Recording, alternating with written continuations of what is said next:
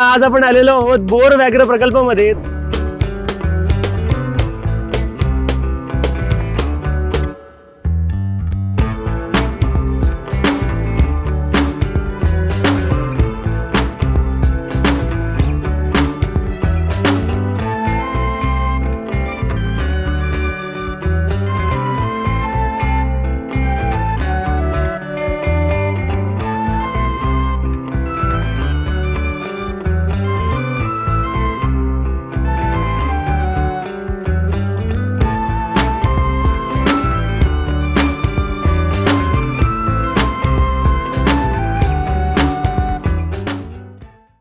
नमस्कार मंडळी, आपल्या सगळ्यांना आज आपण आलेलो आहोत बोर व्याघ्र प्रकल्पामध्ये. तर आपण बघूया लक्षवेधकच्या संपूर्ण टीम म्हणजे वाघांसोबतच आपल्याला आणखी कोणते वाघ मिळतात. चला तर मित्रांनो, आपण जेव्हा इथे आलेलो आहोत आपण बघूया की इथे सफारी करण्याला तुम्हाला कुठे कुठे बुक करावं लागेल, कुठे कुठे जावं लागेल, कुठे कुठे बोलावं लागेल. तर आपल्यासोबत आज टूर गाईड आणि जिप्सी रायडर आपल्या. सर तुमचं नाव?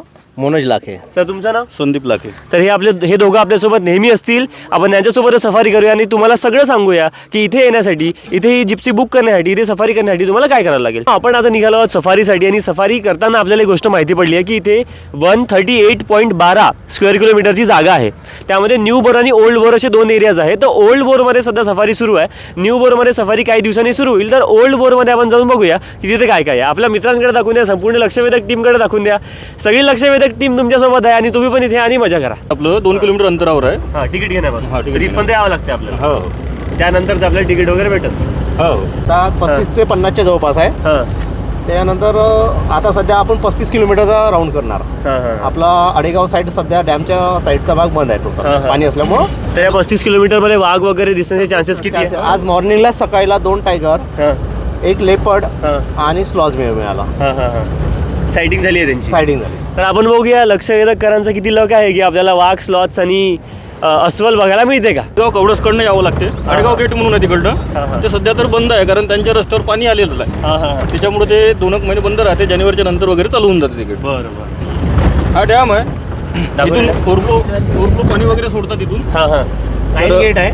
9 गेट आहे इथे. याला यशवंत डॅम म्हणत होते. हां. यशवंतराव चव्हाणजी या काळात बनलेला डॅम आहे. अच्छा अच्छा. हे FDCMचं रिसॉर्ट आहे. हां बंद आहे. हा सध्या बंद म्हणजे हे आता बफरमध्ये गेला आहे. हां हां. इथे पण राहण्याची व्यवस्था आहे. बुकिंग वगैरे ऑनलाईन वगैरे होऊ शकतात, राहू शकतात. बरं राहू शकतात लोक. एक बफर, हां. रिझर्व्ह फॉरेस्ट आणि वाईल्ड लाईफ. हां रेग्युलर फॉरेस्टमध्ये म्हणजे टप्प्याटप्प्याने तिथे एरिया येतात. येत आहेत. तर म्हणजे आपला जो कोर झोन असतो ना, त्या बाहेरचा भाग म्हणजे त्याला बफर आहे. बरं बरं. म्हणजे या बफर झोनमध्ये सध्या आपण आहोत. म्हणजे ना उन्हाळ्याच्या वेळेस एवढं थंड जंगलामध्ये मिळत नाही. त्याच्यामुळे हा पण भाग आहे वाघिणीचा. हां. त्याच्यामुळे ते इकडं पण येते. एक दोन दिवस इकडे राहते. हां. नंतर ते परत जंगलामध्ये जाते. बफरचाच एरिया आहे. हां हां हां. म्हणजे इथे पण सायटिंग झालेली आहे. ते जे काही आपण आतमध्ये फिरतो जंगलामध्ये, हां. त्यांचे नियम आहे. हां. इंस्ट्रक्शन देतो तुम्हाला हां. की जंगलाच्या आतमध्ये गेल्यानंतर आपल्याला खाली उतरणं अलाव नाही आहे. अच्छा. एकच पॉईंट आहे.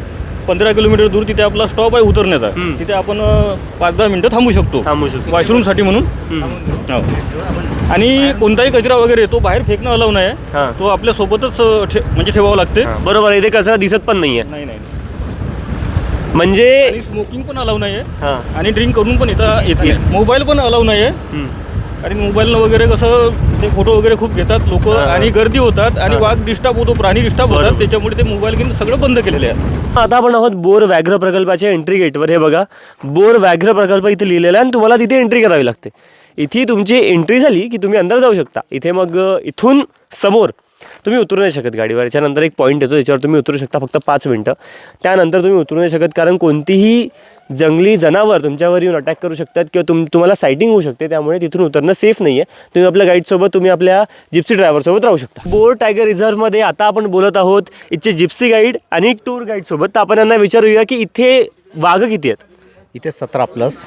17+ वाघ आहेत. आणि लेपर्ड 17+, 20+ आहे. आणि अस्वल वगैरे बाकी किती जनावर? 35+. Sloth bear. कॉमन ॲनिमलमध्ये सांबर डिअर, स्पॉटेड डिअर हजारो आहे, म्हणजे 10,000च्या वरती आहे आपल्या इथे. पिकॉमची संख्या जवळपास आपल्या इथं 7,000 ते 8,000च्या जवळपास आहे. बाकी आपल्या इथं बर्ड आहे 228 प्रकारचे आपल्या इथं बर्ड आहे. बाकी हे सगळे रिझर्व्ड एरियामध्ये येतात. रिझर्व. मला सांगा, विदर्भाचा राजा आपण कोणत्या वाघाला म्हणू शकू?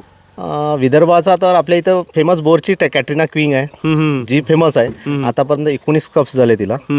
आणि आलिवे तर तिचा असा एक रेकॉर्ड आहे, पण आपल्या याच्यात नाही, पण आमच्या मतानुसार रेकॉर्ड आहे की ती दर वर्षाला कप्स दिले तिने. जवळपास आपल्या इथे 4दा तिने दर वर्षाला कप्स दिले, जे बाकी टायगर 2.5 वर्षानंतर देतात.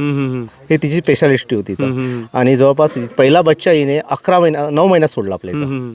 जो जब्बार नावाचा बच्चा होता तो 9 महिन्यात सोडला होता आपल्या इथं. आता तो पण इथेच आहे? नाही, इथून लोकेट झाला तो बप्परला, इथं आहे पोहरा जंगलात, अमरावती. अच्छा, असं लोकेट करण्याचं काय कारण असं त्यामागे? इथून तिकडे तुम्ही घेऊन गेले ते? नाही, आपण नाही घेऊन जात, नॅचरली करतात स्वतः. त्यांना आपला स्वतःचा एरिया बनावा लागतो. प्रत्येक वाघाला किंवा लेपर्डला आपला थोडाफार एरिया बनवावाच लागतो, कारण एका ठिकाणी नाही राहू शकत त्यांना. तर आपल्या इथं कॅटरीनाचा सगळ्यात जवळपास आता समथिंग 3 फिमेलचा एरिया सध्या एकटीनं कव्हर केला आपल्या इथं. म्हणजे 3 फिमेल जितक्या एरियात राहतात ती एकटी राज करते, असं म्हणू एवढी राज करते ती. आता थोडा कमी होत चालला. जवळपास 13 वर्षाची आपल्या इथे ती कॅटरीनाचं वय आहे सध्या कंडिशनला. 13 वर्षाचं वय म्हणजे काय झालं, यंग झालं की एज झालं? नाही, एज झालं सर. आता बस 1-2 वर्षाच्या जवळपास राहू शकते. वाईल्ड लाईफच्या नुसार 15 वर्षापर्यंत जगू शकतात. तर तिथं 13 वर्ष होऊन गेलं आहे. बरं, मला सांगा, कधी इथे फिरत असताना कधी जिप्सी चालक वगैरे तुम्ही आहात, तर कधी असं एन्काउंटर झाला का वाघाचा की खूप जवळ आला किंवा त्याने अटॅक केला? असं होतो, असं नाही आहे, पण फक्त फेक चार्ज असतो. म्हणजे काय इथून अटॅक करतो बा असं कधीच नसतं. ते भीती दाखवण्यासाठी? फक्त भीती असतो. अलर्ट करतो आपल्याला का तुम्ही इथून चालले जा. तर आपल्याला समजून जायचं की बा आपल्याला आता इथून निघून जायचं, तर निघून जायचं, काही प्रॉब्लेम नाही त्याला. आणि तुम्हाला असं काही अनुभव? मला अजून अनुभव तसा झालेला नाही आहे, कारण आता आमची नेहमीच सहवास आहे. तर आता आम्ही साईडला जर बसून राहिला तर आम्ही पर्यटकांना दाखवतो, जवळून दाखवतो. पण त्याच्या मुवमेंटवर लक्ष ठेवावं लागते.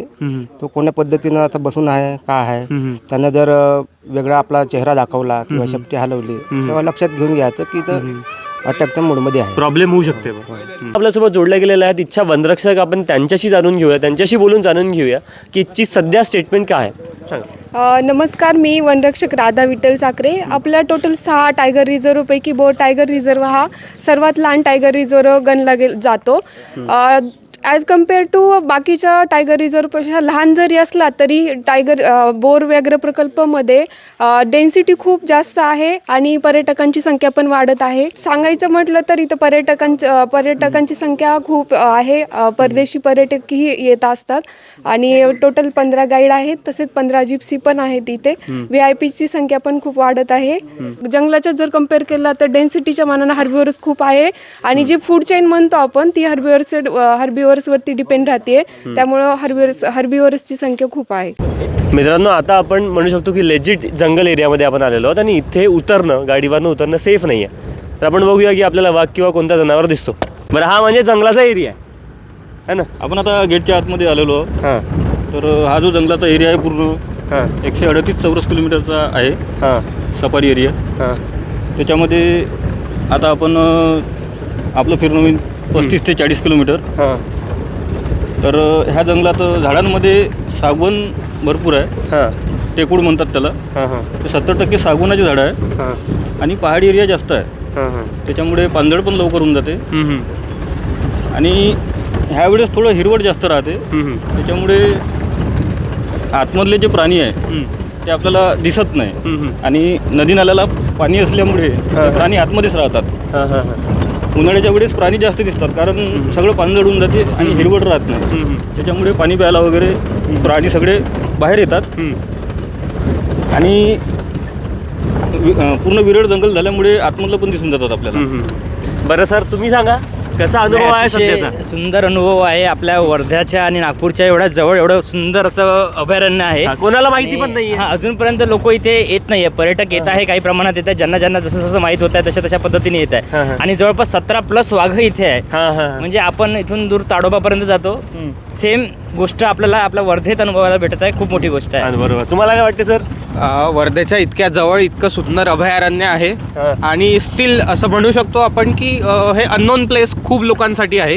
याला बोर टायगर रिझर्व याच्यासाठी म्हणतात की यालाच लागून बोर डॅम आहे. त्या बोर डॅमचं नाव यशवंतराव चव्हाण होतं पहिले, नंतर बोर डॅम करण्यात आलं. बोर डॅमवरूनच मग याला सेंच्युरी लागून असल्यामुळं याचं नाव सुद्धा मग बोर टायगर रिझर्व करण्यात आलं. मित्रांनो, बघा तिथे ब्लॅक इगल नावाचा पक्षी आपल्याला दिसत आहे आणि एवढा मोठा पक्षी आपण शहरामध्ये नाही बघत. आजकाल शहरामध्ये कावळे पण नाही दिसत. त्यामुळे बघा किती सुंदर आहे. आणि इथे इतके सगळे मला कळबच आहे हरिणांचा, नाही का?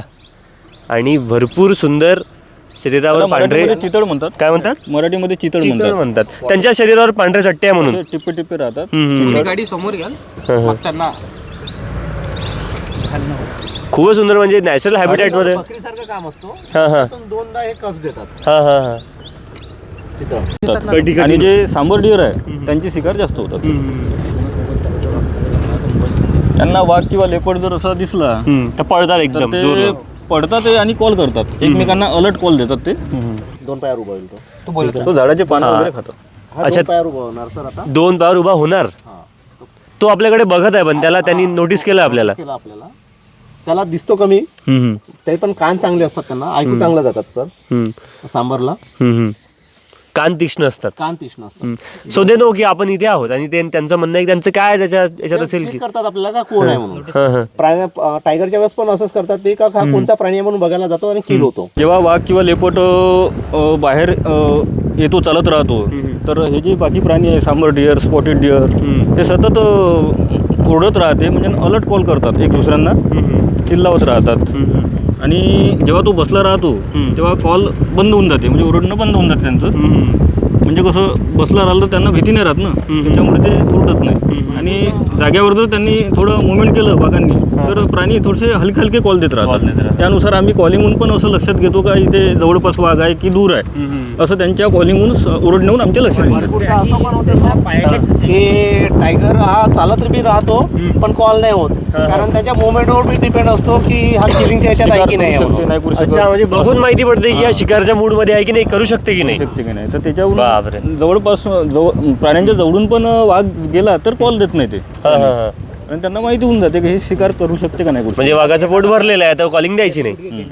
एकदम आपल्याला इथे एकदम कमी आवाजात मित्रांनो बोलावं लागेल कारण हे जनावर पळले नाही पाहिजे. तुम्ही बघू शकता एवढा सुंदर सायटिंग ते सुद्धा आपल्याकडे बघत आहे. मेलकडे बघा मेलची जी बाथिंग आहे मेलची जी मड बाथिंग आहे तुम्हाला तिथे दिसत आहे तो मेल मडमध्ये बाथ करत आहे कारण त्याला फिमेल्सला अट्रॅक्ट करायचं आहे. बाकी ज्या इथे तुम्हाला थोड्याशा फेंटेड कलरमध्ये दिसत आहे त्या फिमेल्स आहेत आणि जो डार्क आहे तो मेल आहे. मेलचा ग्रेस बघा आपल्याला माहिती पडतं आहे की मेल किती सुंदर किती स्ट्रॉंग आणि किती मोठा जनावर आहे. हे जे सगळे प्राणी आहे ना जास्त तर पाणी हा जे ओरफ्लो होतात आणि माती आहे त्याच्यामधलं पाणी जास्त पितात आणि इथंच लोळले राहतात बसले राहतात. जे आता तुम्ही प्रकरण बघत आहात हे मेटिंगसाठी त्याची तयारी आहे. तर फिमेल आणि मेल आता प्रजननासाठी म्हणा किंवा मेटिंगसाठी म्हणा रेडी आहेत. त्यामुळेच एक मेल एवढ्या फिमेलच्या मधात आहे.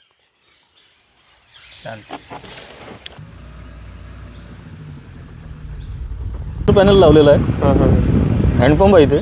ते स्विच चालू करून ठेवलं का पाणी येते. असे इथे हे मचान आहे इथे. वर्षातून एकदा बुद्ध पौर्णिमेला प्राण्यांची जनगणना करतात. प्राण्यांची गिनती होतात. बापरे तुम्ही बघू शकता मेलचा फिमेल सांबरकडे अप्रोच तुम्ही बघा. समोर 2 सांबर मेलमध्ये कुस्ती होत होती पण त्यांचं लक्ष आपल्याकडे पडलं त्यामुळे त्यांनी ती कुस्ती थांबवलेली आहे.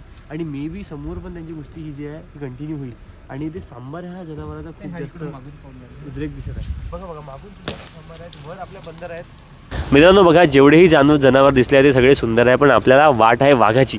आणि वाघाची कॉलिंग आत्ता थोडा वेळ आधीपासून बंद झालेली आहे. वाटत तर नाही आहे नाही वाटत तर आहे झालीच पाहिजे आणि अपेक्षा आपल्याला खूप आहेत. मे बी आपल्याला वाघ आज नाराज करणार नाही अशी माझी अपेक्षा आहे. कितीही जनावरं बघितले तरी वाघ बघण्याची खुशी आपल्याला आता भेटत नाही आहे. जोपर्यंत वाघ दिसणार नाही तोपर्यंत जरा काय वाटते वाघ दिसू शकते का आता. बिलकुल सर बिलकुल 100% वाघ दिसणार. चान्सेस खूप आहे. आपला T17 हा टायगरनी मेल जो टायगर आहे त्याने किल केलं होतं सांबराच्या मेलचं.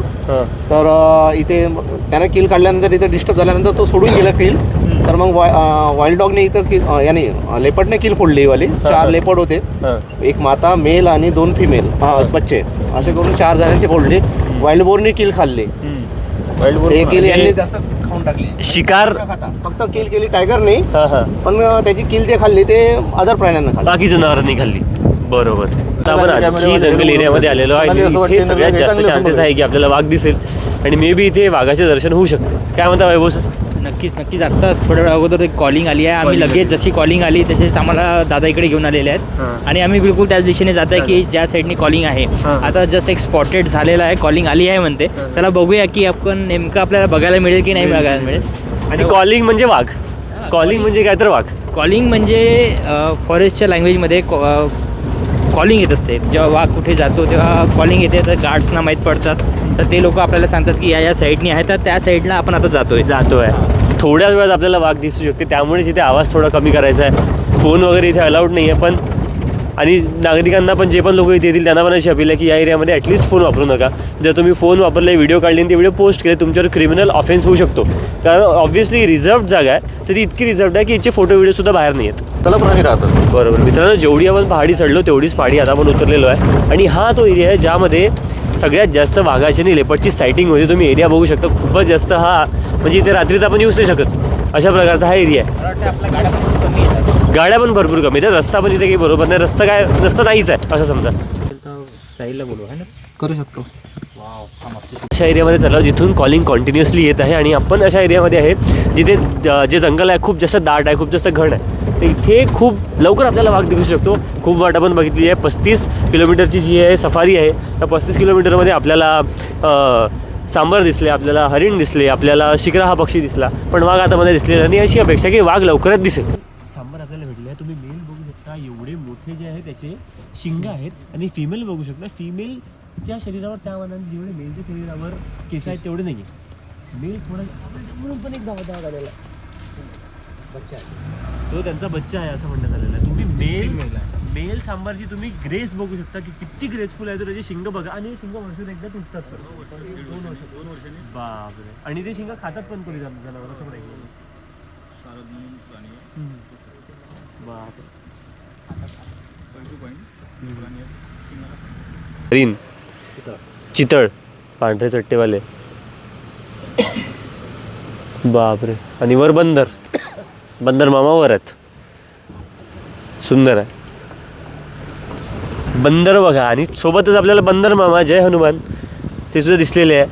आणि जंगली जनावरांमध्ये जेव्हा आपण बंदर बघतो त्यांची पण थोडीशी सायटिंग होते. आणि ते पण थोडीशी बघा बिलकुल आपल्यावर त्यांनी आपल्याला स्पॉट केलेलं आपल्याकडे ते बघत आहेत. सांबर बा झाडाला शिंग घासत आहे, नोकदार करायला. नाही नोकदार करायला. गोस्ट ट्री मराठीमध्ये करू म्हणतात. हां, याचे 3 सीझनमध्ये 3 कलर चेंज होतात. हां. आता ते हिवाळा आहे तर हिरवं झालेलं आहे. हां. बारिशमध्ये लाल कलर राहतो, रेड कलर. ते वरची स्किन आता निघून हिरवं झालं आहे. आणि उन्हाळ्यामध्ये व्हाईट कलर पूर्ण व्हाईट होतं. अच्छा. एवढ्यावरती एवढ्या वर चढून टायगर एरिया मार्किंग करतात ते. खालती चढला आणि खालती पण आहे. तर तेवढ्या दूर तो असा उडी घेऊन मार्किंग करू शकतो.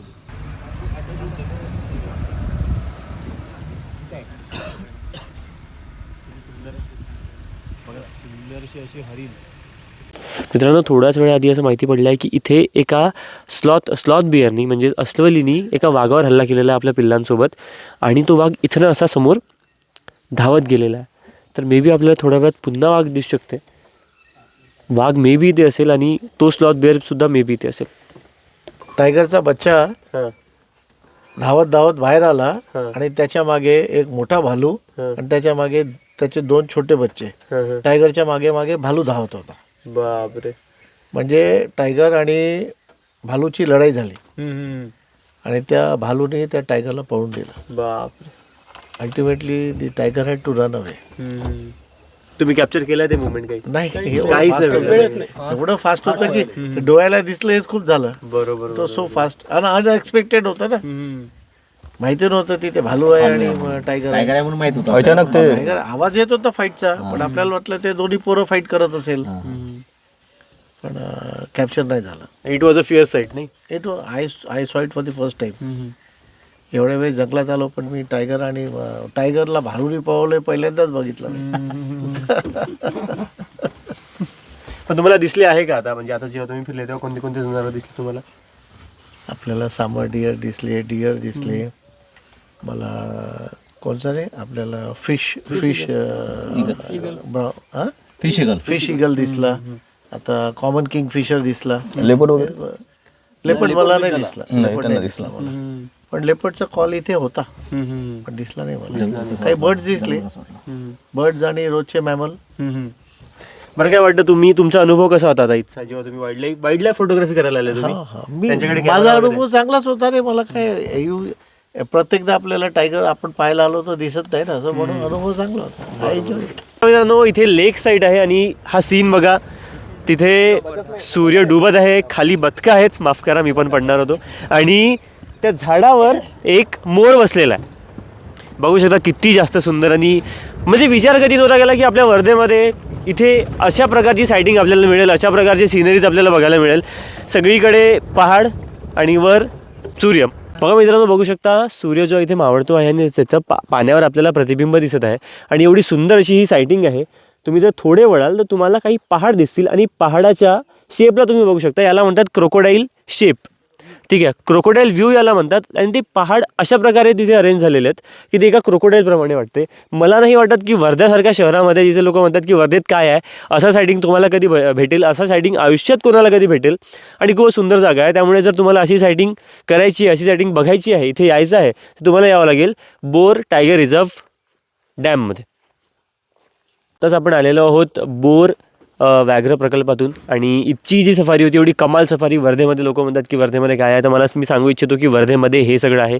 जिथे आपल्याला लेपर्ड पाहायला मिळालं, जिथे आपण बघितलं की एका अस्वलीनी एका वाघाला पळून लावलं, अशा प्रकारची सायटिंग्स तुम्हाला इथे करायला मिळेल. तर तुम्ही इथे नक्की या आणि इथचा अनुभव घ्या, कारण आपल्या वर्धेची गोष्ट आहे आणि आपल्या वर्धेतील जे टुरिझम आहे यामुळे वाढत आहे. तर आपल्या वर्धेतील लोकांनीसुद्धा याचा आस्वाद घ्यायला पाहिजे. आम्ही सगळे लक्षवेधकची पूर्ण टीम आपल्या भेटीला पुन्हा येऊ. तोपर्यंत आपल्या सगळ्यांची मी रजा घेतो, माझ्या शब्दांना विराम देतो. मी वेदांत बावनकर, कॅमेरा पर्सन प्रथमेश भुसारीसोबत लक्षवेधक.